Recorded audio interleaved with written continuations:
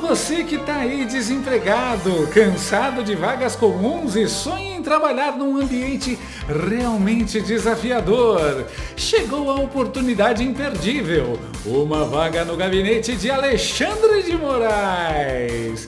Isso mesmo, benefícios incríveis, vale refeição, vale transporte, plano de saúde e, claro, aquele bônus psicológico de perseguir adversários políticos.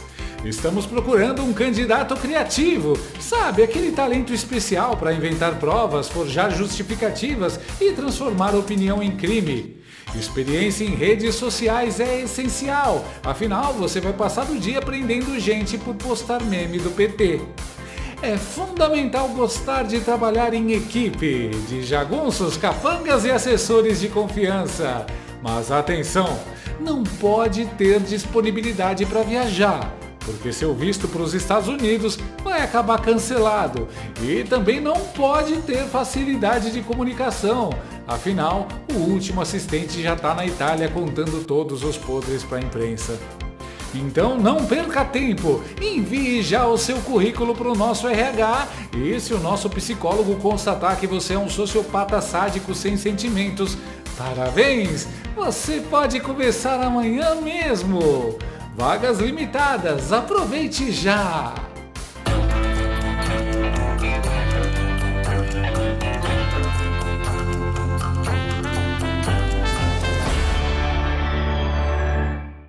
Você piscou e o The Wall Street Journal, nada menos do que o maior jornal de economia e política dos Estados Unidos, soltou um artigo dizendo que o STF e Alexandre Oglandi estão, adivinhem só, promovendo um golpe de Estado contra a democracia brasileira. Golpe. Golpe. Golpe. Golpe. Golpe. Golpe. Golpe. Golpe. Pois é, não fui eu, não foi o tiozão do Zap, nem o sujeito com avatar de cachorro no Twitter. Foi o Wall Street Journal, aquele jornal que Wall Street lê tomando uísque de $200 enquanto decide qual país vai quebrar na próxima semana. E o que eles escreveram sobre o Xandão? Basicamente que ele é tipo Hugo Chávez com toga, só que sem o carisma, sem o petróleo e com menos cabelo. O artigo explica que os ditadores modernos não precisam mais de tanques na rua. Basta uma canetada, um inquérito secreto e uma decisão monocrática.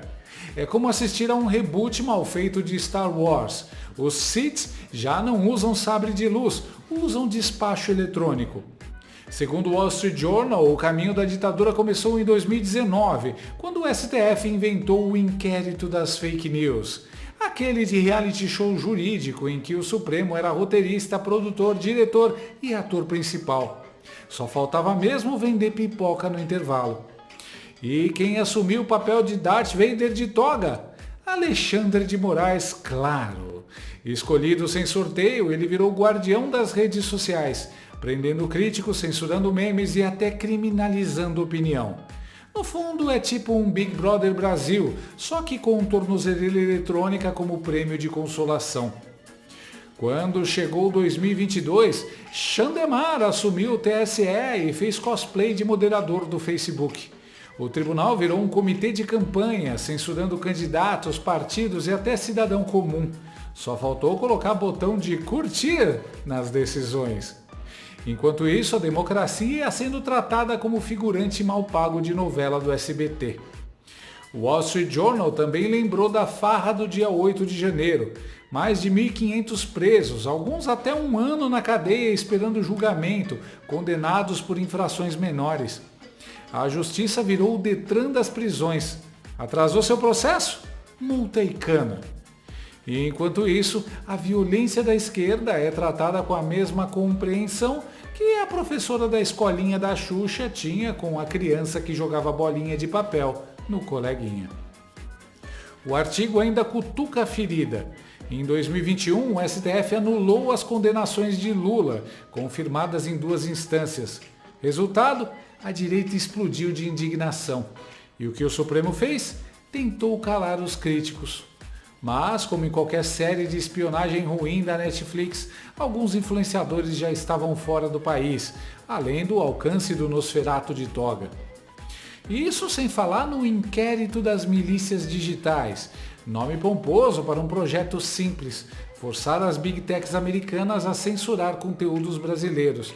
Tipo uma parceria entre o STF e o Ministério da Verdade de 1984. O Wall Street Journal conclui: a política tomou conta do Supremo. Senadores de direita tentam abrir processo de impeachment contra Moraes, enquanto até membros da elite brasileira já chamam os ministros de embriagados de poder. E, como se não bastasse, Donald Trump meteu um tarifaço de 50% nas importações brasileiras e ainda deixou a cereja do bolo. O Departamento do Tesouro sancionou Moraes na Lei Magnitsky. Traduzindo, Xandemar agora é tipo o vilão de Vingadores que acabou de ser adicionado na lista negra da SHIELD. Do Wall Street Journal colocando o ministro do Supremo Tribunal Federal em destaque e indicando que a Suprema Corte e esse ministro estariam dando um golpe de Estado no Brasil. Mota. Deu no Wall Street Journal, Caniato, que não é exatamente um jornal de direita. Pelo contrário. Boa noite para você, boa noite aos meus colegas de bancada, boa noite à nossa querida audiência. Um artigo publicado no jornal pela jornalista Mary Anastasia O'Grady teve como título um golpe de Estado na Suprema Corte do Brasil. No artigo, a colunista diz que a liberdade nas Américas enfrenta um grau de perigo nunca visto desde a Guerra Fria. Ela diz que homens fortes do século XXI estão copiando Hugo Chávez, que consolidou seu governo tomando controle das instituições democráticas enquanto era popular e, em seguida, prendeu seus oponentes ou os exilou. Previsivelmente, a colunista foi chamada por vários veículos de mídia brasileiros de conservadora. Mas o que ela diz é exatamente o que muitos juristas brasileiros de renome e o que muitos jornalistas e o que muitos políticos brasileiros dizem. A colunista aponta a abertura do inquérito das fake news em 2019 como o momento em que as coisas saíram do rumo.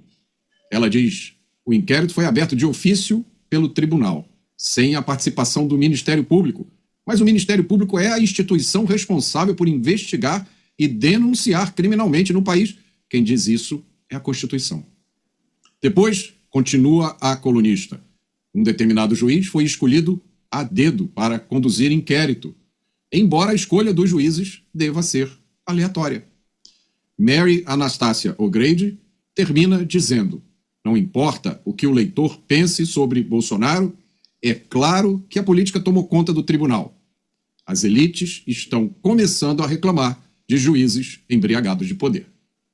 É o Brasil nas manchetes dos informativos internacionais. Vamos chamar o Luiz Felipe Dávila, está ao vivo com a gente. Dávila, ótima noite a você. Essa reportagem, na verdade um artigo publicado pelo Wall Street Journal, críticas fortes, contundentes ao ministro da Suprema Corte, também ao STF, e a jornalista diz que o ministro em questão tem censurado opositores, ordenado prisões e conduzido inquéritos sem qualquer controle institucional. Qual é a sua avaliação sobre esse texto que foi publicado pelo jornal? Dávila, bem-vindo. Boa noite, Caniato. Boa noite, Mota. Boa noite, Beraldo. E boa noite à nossa querida audiência. Caniato, às vezes é preciso um jornalista de fora do Brasil, estrangeiro, fazer uma avaliação isenta do que está acontecendo no Brasil e o que nós dissemos todas as noites aqui nos Pingos nos Is.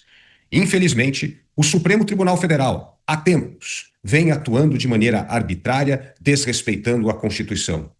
Neste espaço, refletimos todos os dias as violações do Estado Democrático de Direito, do direito à ampla defesa, dos preceitos do Estado Democrático, no qual há, sim, direito às questões processuais que vêm sendo ignoradas pelo Supremo Tribunal Federal. Nós temos tido inquéritos sigilosos por tempo indeterminado, nós temos atitudes arbitrárias nas quais juízes, advogados não têm acesso aos autos do caso, nós não temos mais individualização de pena, ou seja, no Brasil o devido processo legal transformou-se numa ficção. Por quê? Porque parece tudo justificável à luz de que estes supostos atentados contra o Estado Democrático de Direito vale a pena qualquer medida de exceção para restabelecer a democracia. Na verdade, crises são momentos onde testamos os nossos reais valores, os valores que acreditamos. Se acreditamos na democracia, Temos de defender os valores democráticos, o devido processo legal, o direito à ampla defesa e jamais um juiz ser investigador, vítima e árbitro de questões que o envolvem. Por isso, é preciso às vezes um olhar externo com a isenção da distância para dizer que o rei está nu. Isto é, que no Brasil, o Estado Democrático de Direito, a tempo, não funciona devidamente, porque medidas de exceções são sempre justificáveis para tentar salvar, entre aspas, a democracia de golpistas.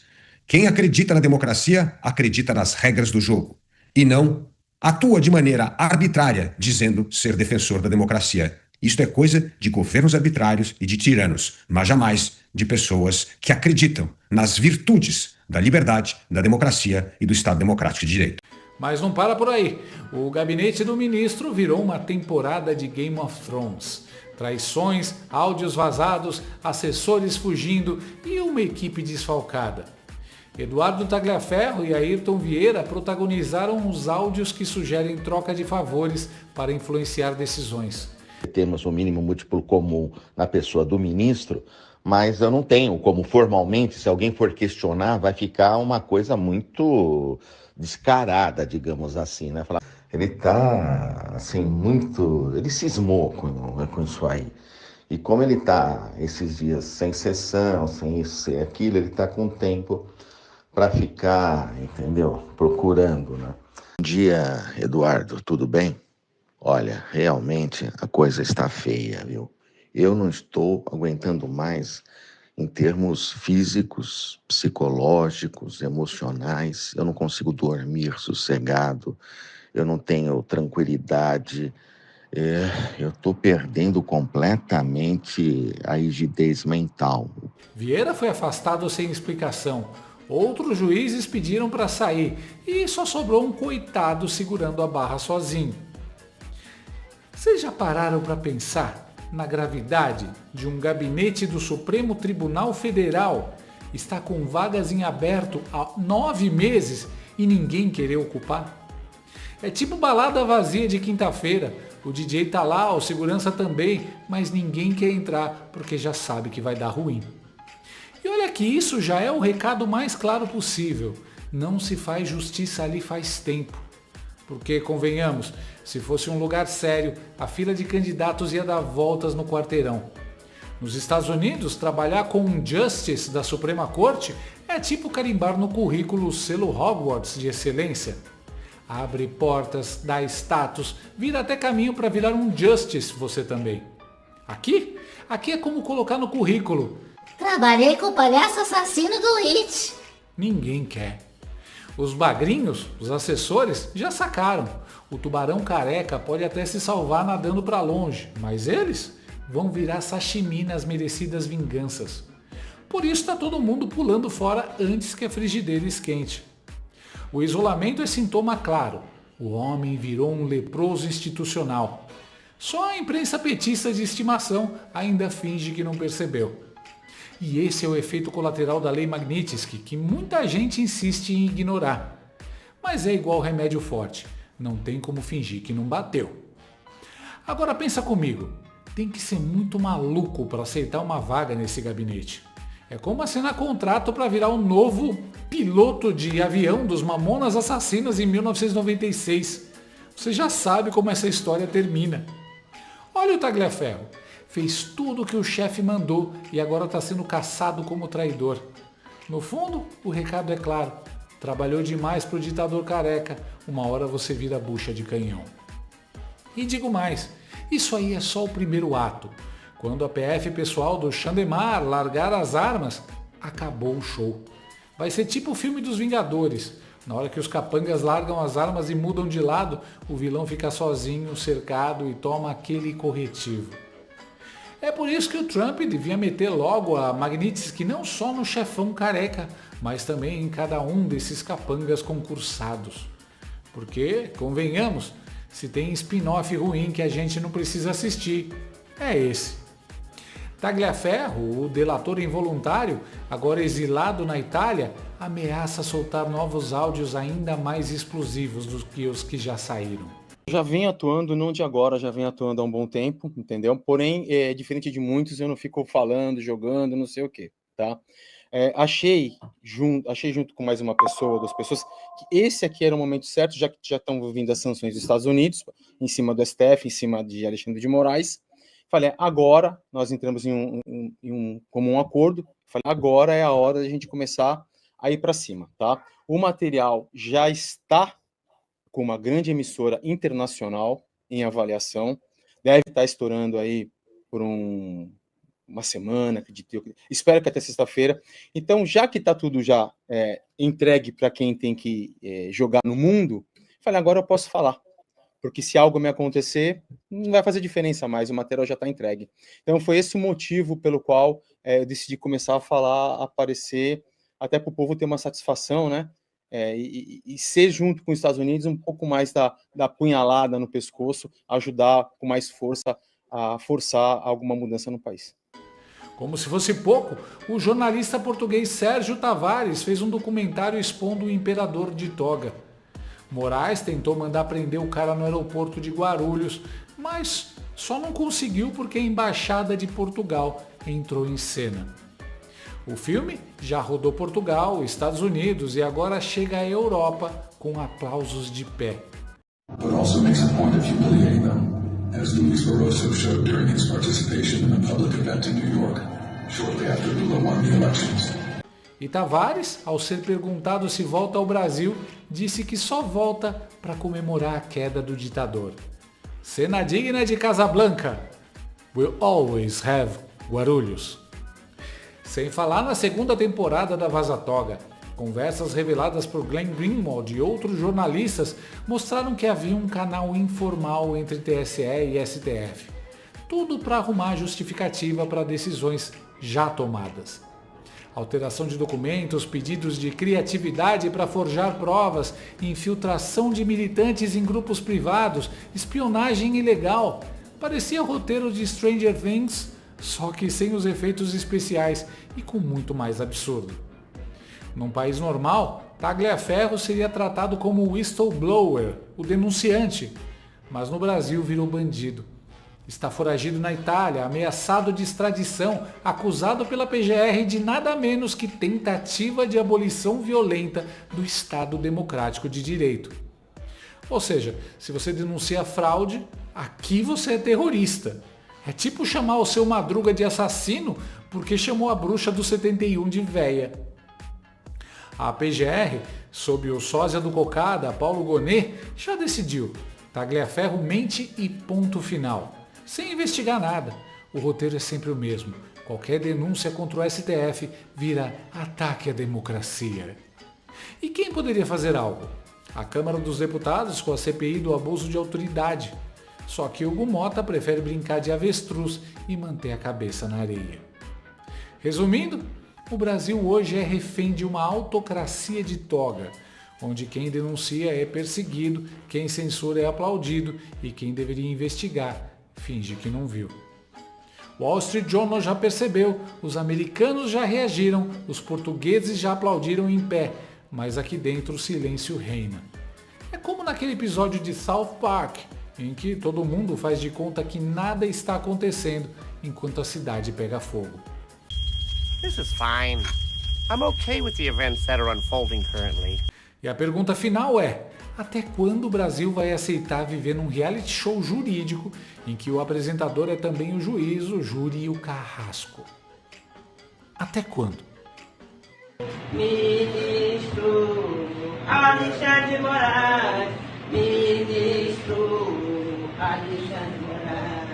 Ministro Alexandre de Moraes, ministro Alexandre de Moraes, ministro Alexandre de Moraes, ministro Alexandre de Moraes.